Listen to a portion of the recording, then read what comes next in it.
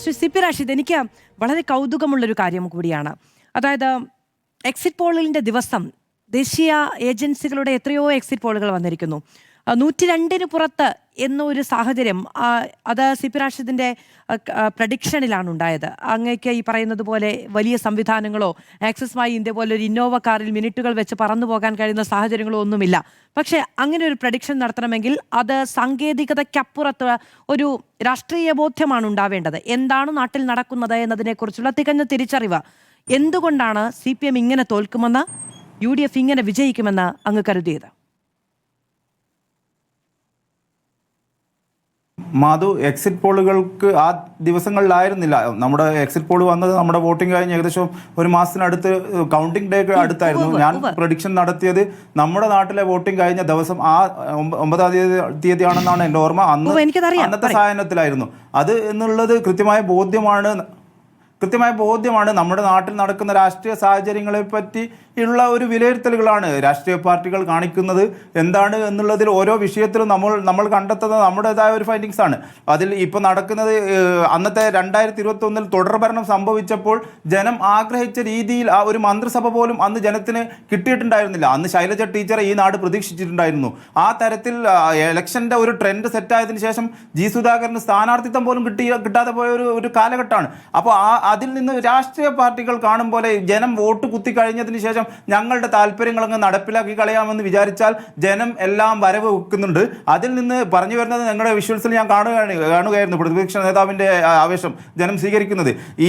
ആ രീതിയിൽ വോട്ടിംഗ് കഴിഞ്ഞതിന് ശേഷം ഞങ്ങളങ്ങ് തീരുമാനിച്ച് കളയും എന്ന് രാഷ്ട്രീയ പാർട്ടികൾ ഈ നാടിനോട് പറഞ്ഞു കഴിഞ്ഞാൽ അതിൻ്റെ തിക്തഫലം അനുഭവിപ്പിക്കും. നമ്മൾ ഈ വോട്ടിങ്ങിൽ അത് കണ്ടു. പയ്യന്നൂരിലും കണ്ണൂർ ജില്ലയിലും പലയിടങ്ങളിലും കോട്ടകൊത്തളങ്ങൾ തകർന്നു പോകുന്നത്. ഇപ്പോൾ അതിൽ നിന്ന് കോൺഗ്രസ് പഠിക്കേണ്ടത്, ഞാൻ ഈ VD സതീശൻ്റെയും MP ഗോവിന്ദൻ മാഷിൻ്റെയും ഒക്കെ ജാഥകളെ ഞാൻ എൻ്റെ സമീപത്തുള്ള 2-3 ജില്ലകൾ കൃത്യമായി പല പോക്കറ്റുകൾ ഞാൻ ഫോളോ ചെയ്തിട്ടുണ്ടായിരുന്നു. VD സതീശൻ എന്ന രാഷ്ട്രീയ നേതാവ് കോൺഗ്രസിന് സമീപകാലത്ത് സംഭവിച്ചത് ഒരു വിഷയത്തിൽ കൃത്യമായ സ്റ്റാൻഡ് ഉണ്ടാവാറില്ല. ആഴകുഴമ്പൻ നിലപാടുകൾ സ്വീകരിച്ച ഒരു രാഷ്ട്രീയ സാഹചര്യത്തിൽ നിന്ന് കഴിഞ്ഞ 5 വർഷം പ്രതിപക്ഷ നേതാവ് എന്നുള്ള നിലയിൽ കൃത്യമായ സ്റ്റാൻഡ് ഉണ്ടായിരുന്നു. പലർക്കും വിയോജിപ്പുകൾ ഉണ്ടാവാം, എന്നിരുന്നാലും സ്റ്റാൻഡ് ഉണ്ടായിരുന്നു. ആ സ്റ്റാൻഡിന് 46% മനുഷ്യർ ഈ നാട്ടിൽ വോട്ട് കുത്തിയിട്ടുണ്ട്. അതിൽ കൃത്യമായി VD സതീശൻ്റെ എഫേർട്ട് ഉണ്ട്. VD സതീശനെ അത് അങ്ങനെയാണ് സ്വാഭാവികമായ രാഷ്ട്രീയം രൂപപ്പെട്ടു വരിക. ആ തരത്തിൽ ഈ നാട് VD സതീശനോടൊപ്പം നിന്നിട്ടുണ്ടായിരുന്നു. അങ്ങനെയുള്ള ഒരു രാഷ്ട്രീയ നേതാവിനെ വോട്ടിംഗ് കഴിഞ്ഞതിന് ശേഷം എളുപ്പത്തിൽ അങ്ങ് മാറ്റിക്കളയാം എന്നുള്ള രീതിയിലേക്കുള്ള ചർച്ചകൾ മാധ്യമങ്ങളിൽ കാണുമ്പോൾ ജനം കൃത്യമായി ഈ വോട്ടിംഗ് കഴിഞ്ഞതിന് ശേഷവും മനുഷ്യരോട് ഞാൻ സംസാരിക്കുന്നുണ്ട്, കോൺഗ്രസിന് വോട്ട് ചെയ്ത ആളുകൾ അങ്ങേയറ്റം നിരാശരാണ്. എന്തുകൊണ്ട് അവർ പ്രതീക്ഷിക്കുന്ന ഒരു പ്രതിപക്ഷ നേതാവ് നാടിനോട് വാഗ്ദാനം ചെയ്യുമ്പോൾ അതിന് ആ മുന്നണിയുടെ മാത്രമല്ല ആ വ്യക്തി കൂടി കൊടുക്കുന്ന വാഗ്ദാനമാണ്. അത് തിരിച്ചറിയേണ്ട ബാധ്യത ആ രാഷ്ട്രീയ പാർട്ടിയുടെ MLA-മാരായി ജയിച്ചു വരുന്ന ആളുകൾക്ക് പോലും ഉണ്ട്. അവനവൻ്റെ ഗ്രൗണ്ട് കീപ്പ് ചെയ്ത് എന്തുകൊണ്ട് ജയിച്ചു എന്നുള്ളത് തിരിച്ചറിയാതെ മറ്റ് താല്പര്യങ്ങളുടെ ഭാവിയിൽ രാഷ്ട്രീയം സേഫാക്കാം എന്നുള്ള താല്പര്യങ്ങളുടെ പുറത്ത് ആ അഭിപ്രായങ്ങൾ പറഞ്ഞ് ജനം ആഗ്രഹിക്കാത്ത രീതിയിലുള്ള ഒരു ലീഡർഷിപ്പ്, ഒരു നായകത്വം ഈ നാടിന് മുന്നിലേക്ക് അവതരിപ്പിച്ചു കഴിഞ്ഞാൽ ജനം എങ്ങനെ പ്രതികരിക്കും എന്നുള്ളതിനെ കുറിച്ചും എനിക്ക് നല്ല ബോധ്യമുണ്ട് ഈ നാട്ടിൽ. അതുകൊണ്ട് തന്നെ കൃത്യമായി ജനത്തിൻ്റെ പൾസിനൊപ്പം രാഷ്ട്രീയ പാർട്ടികൾ നിന്നില്ലെങ്കിൽ ഒരു കോട്ടകൊത്തളങ്ങളും ഒരു ബൈ ഇലക്ഷൻസിലും ഒരാളും ഈ നാട്ടിൽ നിന്ന് ജയിക്കാൻ പോകുന്നില്ല.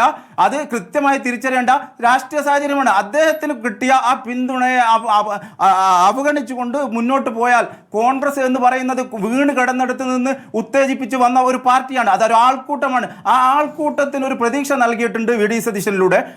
ആ ബാധ്യത കോൺഗ്രസ് നിറവേറ്റുമോ എന്നുള്ള ഒരു ഭാഗം. CPM-നെ സംബന്ധിച്ചിടത്തോളം CPM നമ്മുടെ നാട്ടിൽ എങ്ങനെ തോറ്റുപോയി എന്നുള്ളത് ഈ നാടിൻ്റെ ഒരു രാഷ്ട്രീയം പറയുന്ന ഒരു പ്രസ്ഥാനമാണ്.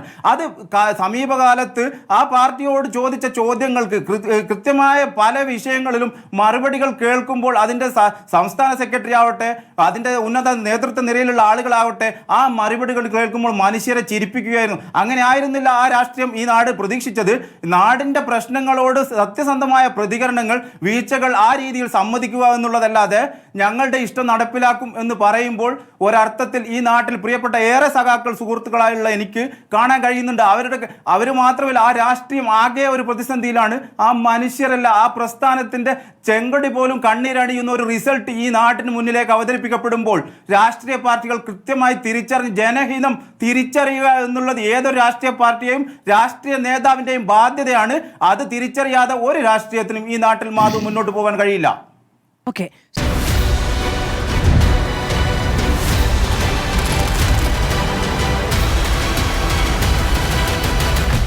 ഡിബേറ്റ് വിത്ത് മാധു സജി